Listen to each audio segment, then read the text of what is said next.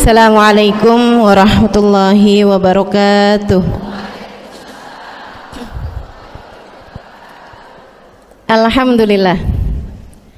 Wassalatu wassalamu ala Rasulillah Muhammad ibn Abdillah wa ala alihi wa sahbihi wa man walah.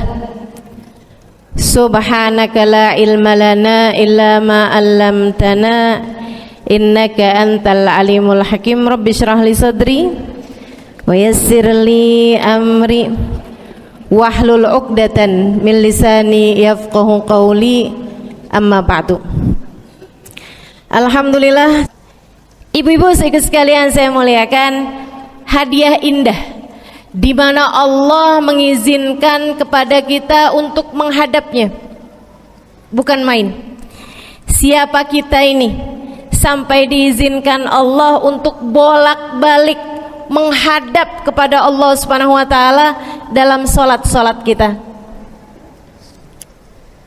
Saya pernah dengar dari para guru-guru kami, guru-guru saya, mereka mengatakan di saat orang sholat, di saat kamu sholat, di saat saya sholat, bukan hanya karena saya mau sholat, kamu mau sholat, akan tetapi karena kamu dianggap mulia di mata Allah, sehingga Allah izinkan dirimu untuk menghadap padanya.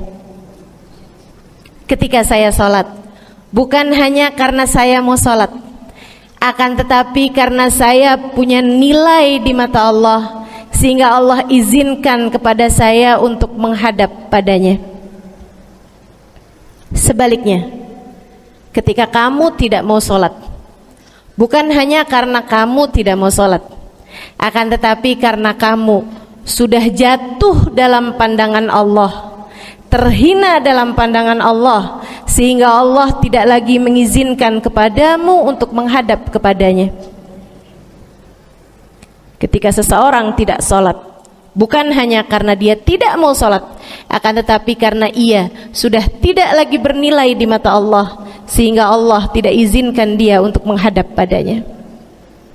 Teman-teman, saudariku sekalian yang saya muliakan, kalau bicara tentang sholat nih teman-teman, ada 4 tingkatan, ada 4 kelas untuk kamu melihat sholatmu sudah ada di kelas yang mana. Kalau saya boleh bilang kelas teratasnya nih kelas bisnis, oke lah ya. Kelas bawahnya lagi kelas atasnya kelas eksklusif ya, kelas eksekutif. Terus bawahnya lagi kelas bisnis, bawahnya lagi kelas, tapi ada 4 kelas, bawahnya lagi kelas gerbong. Nggak naik dalam kereta nih ya. Kelas yang paling bawah kita bahas nih, kelas gerbong nih. Kayaknya naik di atasnya nih ya, di gerbongnya. Teman-teman sekalian, orang yang di saat mengerjakan sholat, dia kerjakan juga, tapi merasanya sebagai beban. Ya ampun, udah maghrib aja, baru juga asar. Ya ampun, males banget dah. Ini nggak ada rusuh nih. Kita kan lagi jalan-jalan nih. Kita kan lagi belanja nih di Tanah Abang. Kita jamaah aja gimana sholatnya? Nah ini orang-orang yang menganggap sholatnya sebagai beban, malas kalau disuruh sholat, terutamanya subuh, terutamanya sholat subuh. Ini Allah ceritakan orang-orang yang seperti ini adalah kelompoknya orang munafik, naudzubillah. Alladzina idza qamu ila sholati qamu kusala. Orang-orang yang kalau disuruh sholat bangun juga sih, tapi malas banget. Setan nih nemenin dia, kayak naroin batu di atas kepalanya, bikin dia berat mau ngerjain sholat. Kalau lagi tidur, ngipas-ngipasin matanya, bobo aja lagi, 5 menit lagi, 5 menit lagi, bangun-bangun udah siang. Pernah terjadi padamu?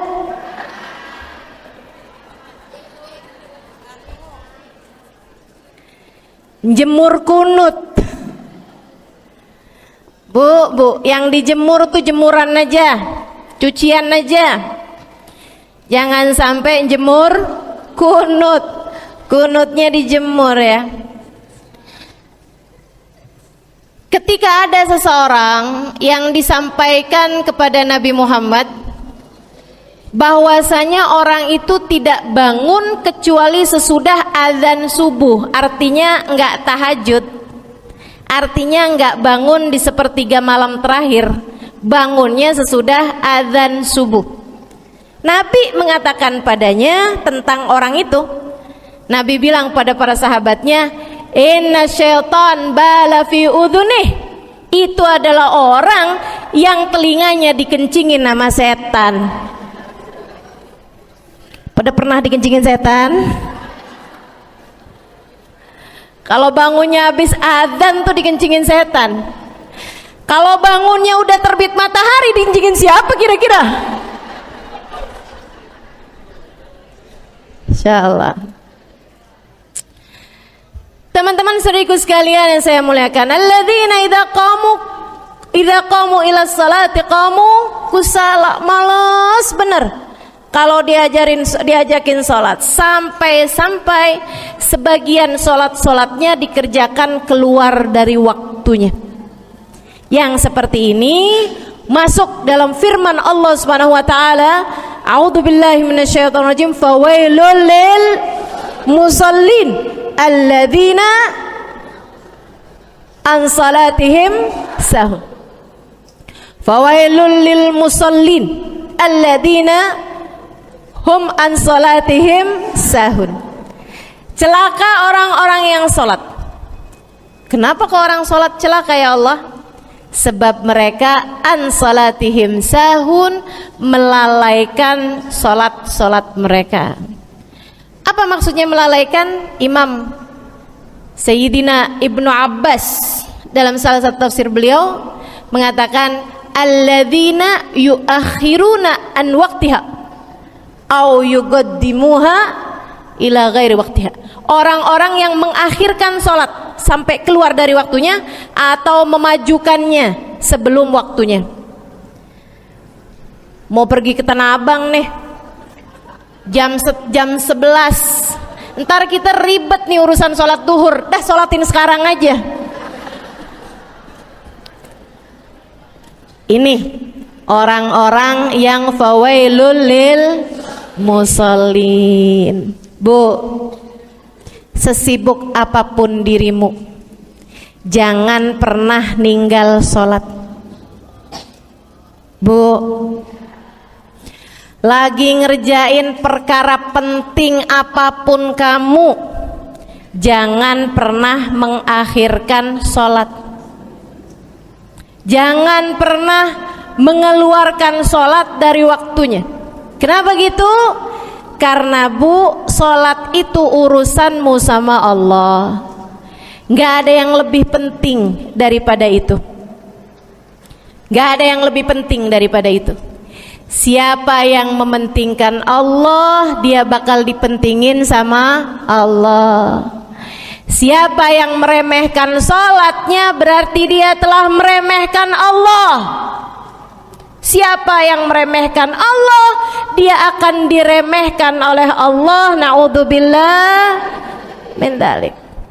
Buat adik-adik jomblo, jangan pernah mau kawin sama orang yang gak sholat. Biarpun kamu udah nunggu cukup lama, kalau ada yang lamar kamu dan dia gak sholat, jangan mau bu. Dek, ibu-ibu juga, kalau ada yang janda di sini,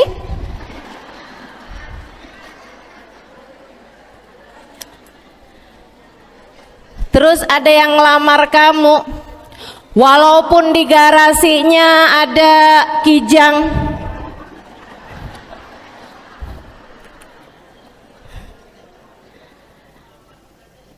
ada bebek, motor maksudnya ya, datang melamar kamu, jangan terima. Orang yang nggak sholat, kamu jangan mau jadi istrinya. Kenapa? Saya kasih tahu ya. Allah aja dia tinggalin, apalagi kamu.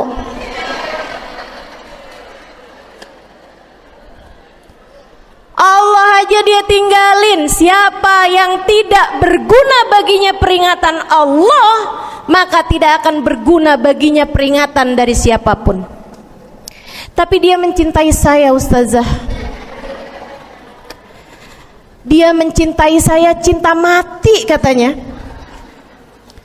Sekarang tungguin setahun 2 tahun, cintanya hilang, tinggal matinya. Tapi dia mencintai saya luar biasa, Ustazah. Dia tak sanggup hidup tanpa saya. Itu namanya cinta monyet. Tungguin 2 tahun, cintanya hilang, tinggal.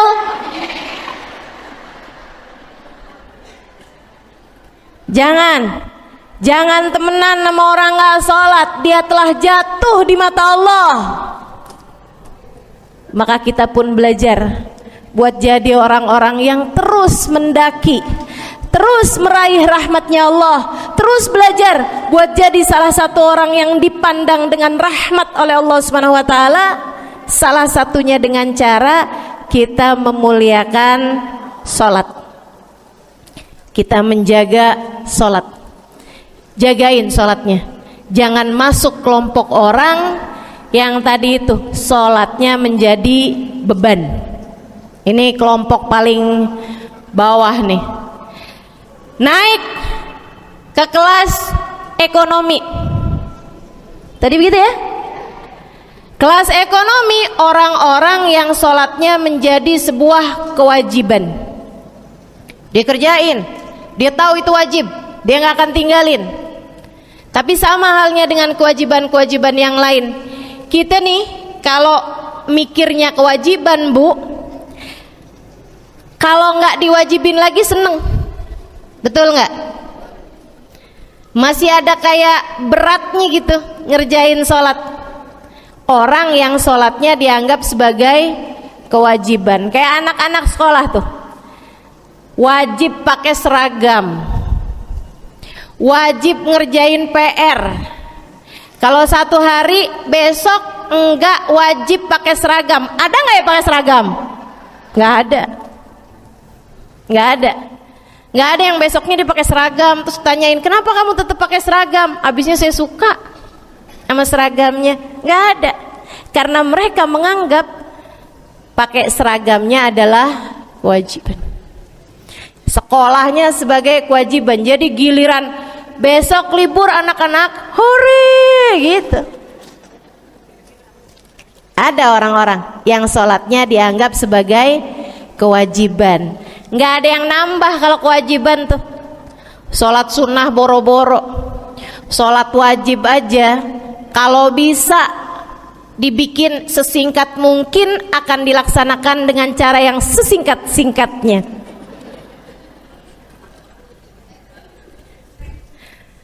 Habis ruku i'tidal sujud cepet bener ya. Malaikat raqib sama malaikat atid nih udah tahu aja kalau dia sholat. Habis ghairil maghdubi alaihim waladdallin, malaikat atid bilang sama malaikat raqib, kulhu, catat kulhu dah pasti.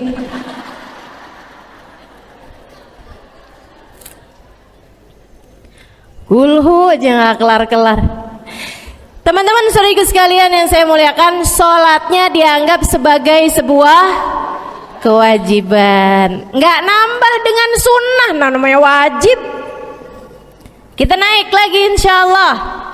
Sholatnya kita naikkan dari yang kewajiban, kita naik menjadi kelas bisnis. Sholatnya sebagai sebuah kebutuhan. Mudah-mudahan nih ibu-ibu, teman-teman semuanya yang sedang menyimak kajian pada hari ini, saya doakan, karena saya berharap saya pun juga didoakan agar menjadi salah satu orang yang sudah berada dalam tingkatan ini. Sholat kita tahu adalah kebutuhan kita. Sama kayak kebutuhan makan, Bu. Ibu kenyang nggak kalau makan nasi doang 2 piring? Kenyang. Siapa yang bilang nggak kenyang? Kalau kamu makan nasi doang sepiring, kenyang apa nggak kenyang? Kenyang. Akan tetapi pasti ibu-ibu mau nambah dah. Nambah apaan? Lauk. Nambah lauknya. Ada ikan asin, ada sayur asem. Langsung pada lapar nih. Ada sambal. Masya Allah, ada tempe goreng. Udah Bu ya, tetangga lewat kagak nyadar. Masya Allah. Teman-teman saya sekalian, kita nambah, bahkan udah kenyang pun kita masih cari lagi tambahan. Makanan apa nih yang bisa kita makan? Karena kita tahu makan adalah sebuah kebutuhan kita. Kita perlu sama makan. Kita butuh sama makan. Maka demikian pula dengan orang-orang yang sholatnya sudah dia tahu adalah sebagai sebuah kebutuhan. Cukup sih duhur 4 rakaat, dia nambah. Ada qobliyahnya, ada ba'diyahnya. Jam-jam 9 pagi nggak ada sholat wajib sih, tapi pengen ngemil ya Bu ya, dengan cara kerjain sholat duha. Malam-malam abisnya isya, ampun mau tidur, ingat katanya Nabi, pesannya kepada Sayyidina Abu Hurairah, wasani habibi, kata Abu Hurairah, an utir qabla an anam. Kekasih saya Nabi besar Muhammad, kata Abu Hurairah, kasih pesan pada saya untuk jangan tidur sebelum sholat witir. Jadi habis kelar sholat isya langsung sambung sama witirnya. Dia tahu sholatnya adalah sebagai sebuah kebutuhan. Kebutuhan. Saya butuh untuk sholat karena saya butuh kepada Allah. Saya perlu sholat karena saya perlu kepada Allah. Saya perlu sholat karena saya tahu urusan saya sebesar apapun saya rasakan adalah kecil dalam pandangan Allah.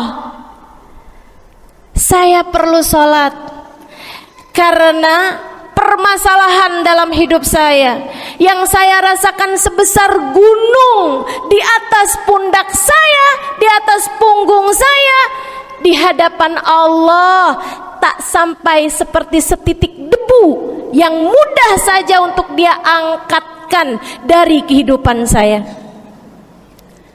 Maka kita pun menjadikan sholat sebagai sebuah kebutuhan. Lagi sakit, jangan ninggal sholat. Kenapa? Kamu menghadap kepada yang punya kesehatan. Lagi banyak utang, jangan ninggal sholat. Sama, jangan utang lagi. Karena kamu menghadap kepada pemilik segala kekuasaan, pemilik dunia dan akhirat, pemilik semua uang di atas muka bumi ini adalah Allah. Makanya Habib Ali Habsyi, penulis kitab Maulid Simtud Duror, yang tadi ibu-ibu baca, maulidnya, beliau pernah bilang, ada dalam salah satu diwan beliau, diwan tuh syair-syair beliau itu ya, Ali idza qad marid syafahu fi'lus shalah la'alla syirrus sifa fi wad'i tilkal jibah. Kata beliau, Ali nih kalau lagi sakit, nih Habib Ali ya, beliau tuh padahal punya amal ibadah sangat banyak, tapi Habib Ali bilang, Ali idza qad marid syafahu fi'lus shalah. Ali nih kalau lagi sakit, sembuhnya sama sholat, sembuhnya sama sholat. La'alla sirrus sifa, Rasa-rasanya memang Allah letakkan rahasia kesembuhan ada pada fi wad'i tilkal jibah, terletakkannya jabhah kita, dahi kita di tempat sujud. Di sana semua permasalahan-permasalahan dalam hidupmu menjadi ringan. Saat kamu meletakkan dahimu di tempat sujud, kamu berbisik lirih kepada Allah, akan tetapi suaramu didengar sama yang punya arsy.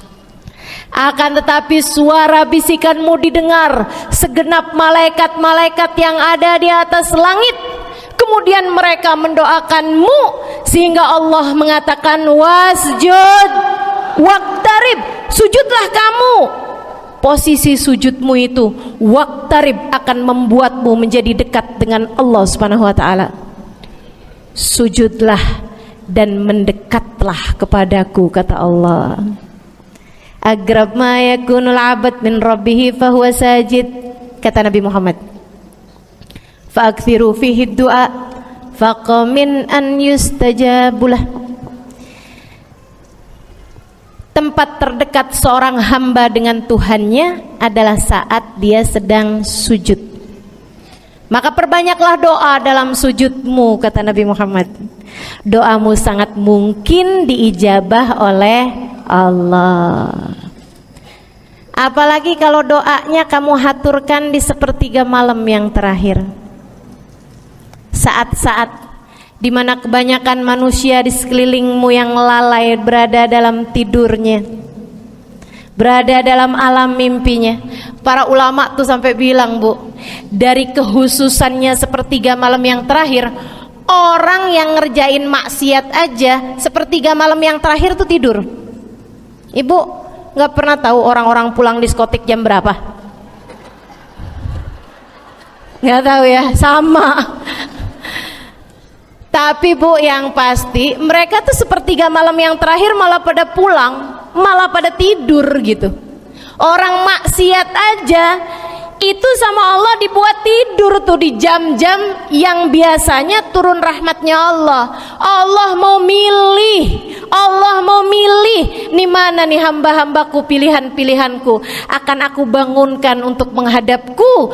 Kemudian Allah Subhanahu wa taala bertanya, hal min mustaghfirin, hal min taib, hal min talibi hajatin faunilahul matalib. Siapa nih diantara kalian yang lagi mohon doa, minta pertolongan, mohon ampunan, akan aku beri, kata Allah Subhanahu wa taala, sebab kalian meminta pada waktu yang paling aku suka. Kalau punya hajat minta. Kapan mintanya? Dalam sujud. Kapan sujudnya? Dalam sholatmu di sepertiga malam yang terakhir. Bu, ngelihat muka-mukanya pada punya hajat banyak-banyak nih. Gimana tahajudnya? Mudah-mudahan Allah jadikan kita salah satu di antara mereka yang menyibukkan diri di sepertiga malam yang terakhir, insyaallah. Sampai-sampai Bu ya, saya tinggal lama di kota Hadramut dulu. Orang-orang di Hadramut, orang awamnya itu kalau mereka punya anak kecil umur 1 tahun, 2 tahun, 3 tahun tuh, punya anak bayi, balita gitu, kalau mereka bangun di sepertiga malam yang terakhir, mereka akan membangunkan anak-anaknya walaupun buat main. Alasannya 2. Yang pertama, agar mereka terbiasa bangun di jam-jam segitu. Nantinya kalau besarnya mereka jadi udah kebiasaan bangun di jam segitu, gampang ngerjain tahajud. Alasan yang kedua, ibu-ibu sekalian, agar anugerah, karunia, rahmat, pemberian Allah yang Allah turunkan di sepertiga malam yang terakhir, anak-anak mereka pun berhak untuk mendapatkannya karena mereka tidak sedang dalam keadaan tidur dan dalam keadaan berjaga. Kan kebalik sama orang kita. Anak-anak kita, cucu-cucu kita kalau bangun jam segitu kita tidurin lagi, masih malam nak, masih malam. Mama masih ngantuk nak. Masya Allah. Ibu, saya punya ibunya guru saya. Saya punya guru, salah satunya dan yang tercinta di hati saya, Sayyidil Habib Umar bin Hafid, guru saya. Beliau punya ibu namanya Hubabah Zahra, almarhumah, baru meninggal masa-masa deket pandemi ya Bu ya, baru aja beberapa tahun silam meninggalnya. Itu ibu-ibu sekalian punya anak kalau nggak salah 12, kalau nggak salah 12 anak beliau, laki-laki 5 kalau saya nggak salah ya, mohon maaf kalau saya salah. Kemudian yang perempuan 7, semuanya soleh-solehah, semuanya Bu, jadi orang-orang yang luar biasa, yang terutamanya anak yang pertama yaitu Habib Ali Masyhur jadi mufti pada zamannya di Kota Tarim, sampai wafatnya beliau masih sebagai mufti.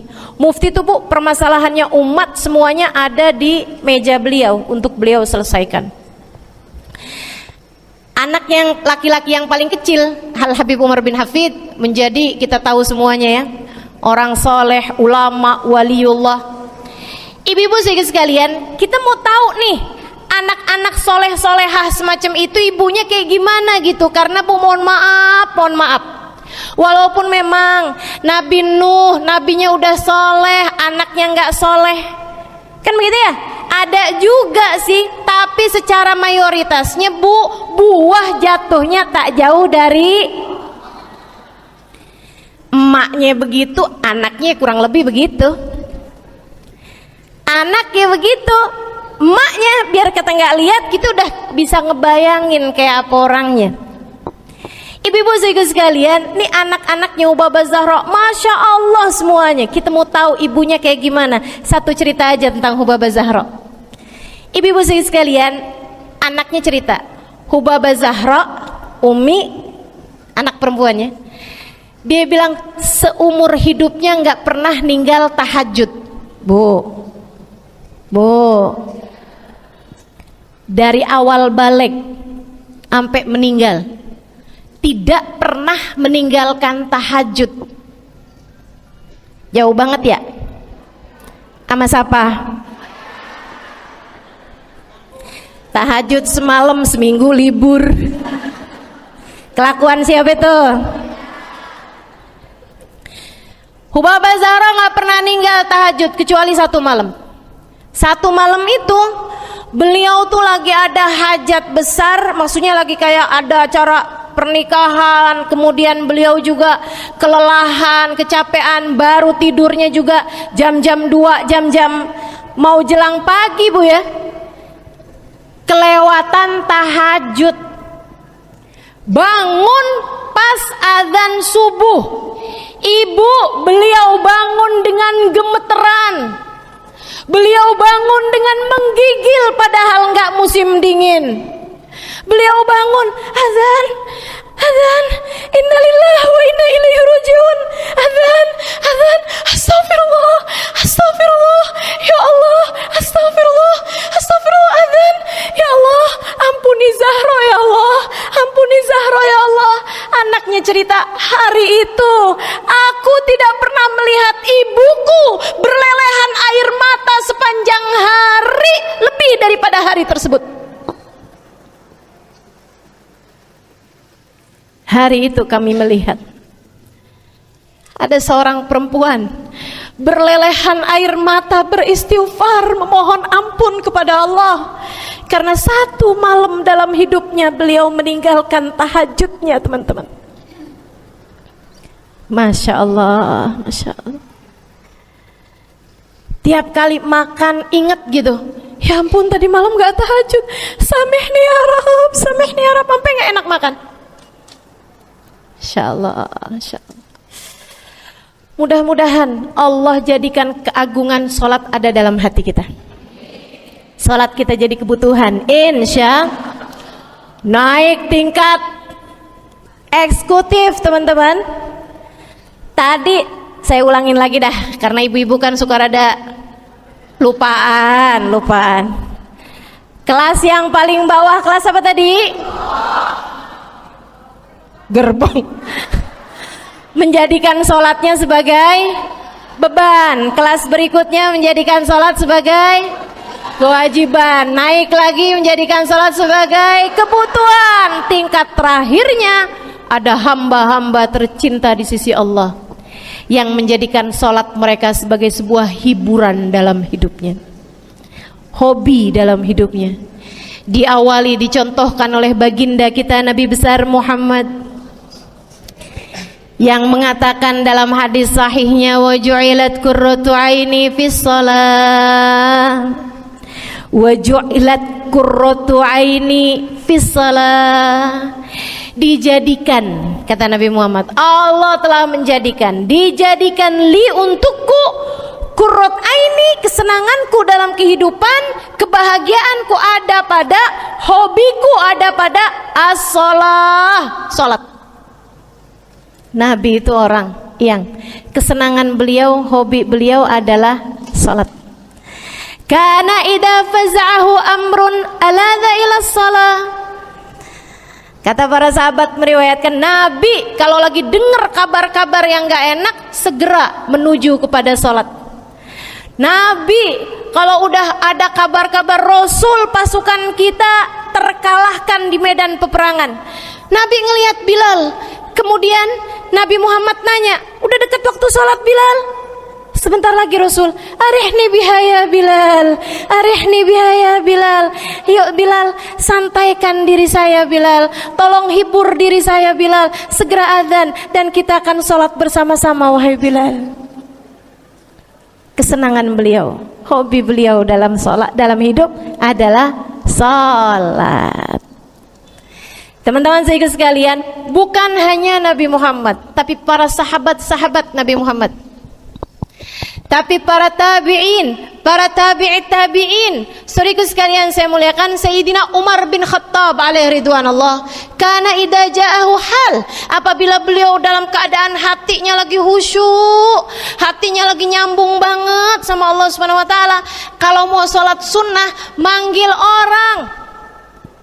Beliau sholat dalam masjid, ada orang mau sholat sunnah, ada orang lagi baca Quran, dipanggil sama beliau, kamu saya bayar ya, kamu duduk sebelah sini saya nih, baca Qurannya deketan saya sini, kamu saya bayar. Buat apaan wahai Sayyidina Umar? Buat negur saya, ngingetin saya lagi sholat nih. Oh nggak usah dibayar Tuan. Yaudah kalau gitu kamu duduknya sebelah sini ya. Tugas saya apa Tuan? Kalau kamu lihat saya sholat berdirinya kelamaan, ingetin saya buat ruku. Kalau kamu lihat ruku saya kelamaan gak bangun-bangun, ingetin saya buat bangun. Kalau kamu lihat sujud saya kelamaan, ingetin saya buat duduk. Karena saya sekarang ini kalau lagi berdiri baca Al-Quran lupa buat ruku. Dari nikmatnya bacaan Quran beliau. Baik Tuan, sholat baca Fatihah, habis itu baca Quran, surat Al-Quran, dapat selesai satu, kok masih enak, baca lagi, masih enak lagi, baca lagi. Yang sebelah beneran nih gak ruku-ruku. Beliau berdiri kemudian bilang, Tuan ruku, gak kedengeran. Beliau berdiri deketin telinganya, Tuan ruku, belum kedengeran juga. Ruku, Allahu Akbar. Sayyidina Umar bin Khattab. Tabi'in, Sayyidina Ali Zainal Abidin, pernah lagi sholat rumahnya kebakaran teman-teman. Sholat sunnah di waktu malam, rumahnya kebakaran. Orang-orang pada teriak-teriak, Tuan harik, nar, ya ibn binti Rasulillah, wahai anak dari cucunya Nabi Muhammad. Tuan, ada api di sekitarmu, Tuan kebakaran, Tuan kebakaran. Allahu Akbar. Sami Allahu liman hamidah, enggak lihat apa-apa. Habis selesai sholat baru lihat, kebakaran nih rupanya. Orang-orang pada bilang, kami sudah mengingatkanmu Tuan. Apa jawab beliau? Al-hadni an-narul kubro. Di depan saya ada api yang jauh lebih besar, api neraka. Saya enggak lihat api sekecil ini. Masya Allah. Saudaraku sekalian yang saya muliakan, para ulama Allah Subhanahu wa taala. Terakhir saya mau ceritakan Sayyidil Habib Abu Bakar As-Sakran, penulis Wirid Sakran. Kalau teman-teman pernah tahu, beliau, saudaraku sekalian saya muliakan, dapat julukan As-Sakran, orang yang mabuk. Karena mabuk kepada Allah Subhanahu wa taala. Beliau pernah satu waktu kena penyakit di punggungnya. Beliau kemudian tanya sama dokter, kata dokter, "Wah, ini nih penyakit mesti diangkat, mesti dioperasi." Ya udah dah, operasiin saya. Disuguhin 1 gelas khamr di waktu yang telah ditetapkan untuk jadi waktu operasi. Apa ini? Khamr, minuman keras. Zaman itu belum ada obat bius. Dia bilang, "Ini buat apa?" "Khamr ini tuan, minuman keras ya, agar engkau nggak sadar. Jadi enak gitu kita ngoperasinya."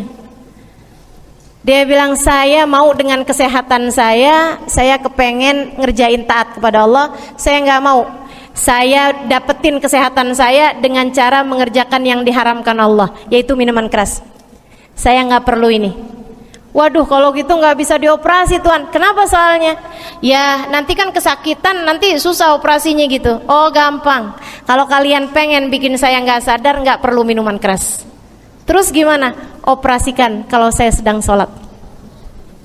Maka mulailah, dokter-dokter udah pada siap. Beliau lagi sholat sunnah ya bu ya, Allahu Akbar gitu. Mulai dokter buka baju belakangnya, mulai bu digunting kulitnya, digergaji tulangnya. Beliau bu mukanya meringis saja enggak. Beliau ruku, dokternya ikutan nungging. Beliau sujud, dokternya ikutan menunduk juga. Beliau sholat nikmat banget. Sampai beliau selesai dari sholat, beliau nanya sama dokter-dokternya, "Kenapa nggak nurut tadi tuh waktu saya sholat, mestinya operasi?" Kata dokter, "Udah selesai bib dari tadi." Masya Allah. Radhiyallahu ta'ala anhum wardahum. Ini bukan kelas-kelas kita. Saya cuma ceritain aja sama ibu-ibu. Bukan berarti ibu-ibu nanti pas waktu sakit bilang sama dokter-dokter nggak usah dibius. Beda hati bu, beda hati.